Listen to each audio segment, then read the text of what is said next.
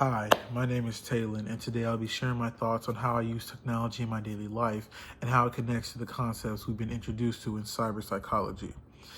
To start, there are three key technologies that I use every single day: my phone, laptop, and GPS navigation. My phone is probably the most integrated piece of technology in my life.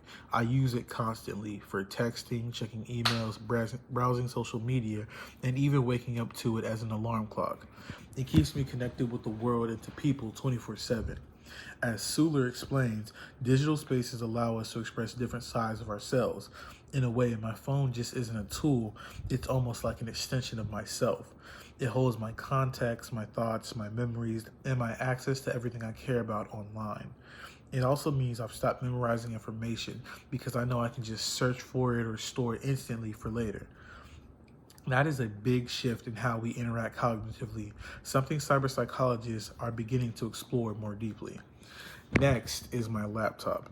I rely on it for schoolwork, Zoom meetings, doing research, watching lectures, and accessing online learning platforms. Honestly, without it, college life would be nearly impossible for me.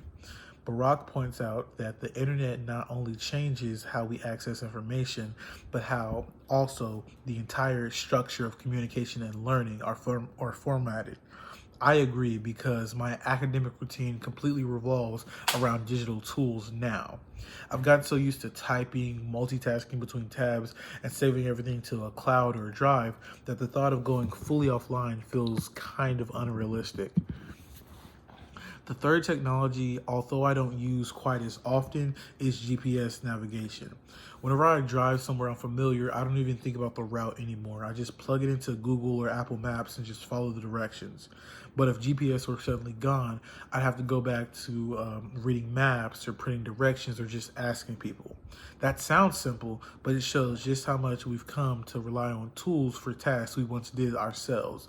It also connects to the concept of cognitive offloading, which means we're letting technology do the thinking for us, potentially at our own cost of our own mental skills like spatial memory or problem solving. If I lost access to these three technologies, it would be a major challenge.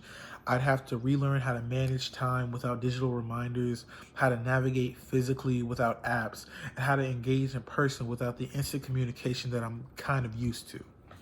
Whitty and Young suggests that the internet is so woven into our mental and social routines that separation isn't just inconvenient, it would cause real psychological stress. And I believe that. I think I could adapt eventually, but it would take a lot of time and a total different mindset shift. Overall, learning about cyber psychology is helping me understand that technology isn't just a background tool in my life. It's a driving force that shapes how I think, communicate, and function day to day.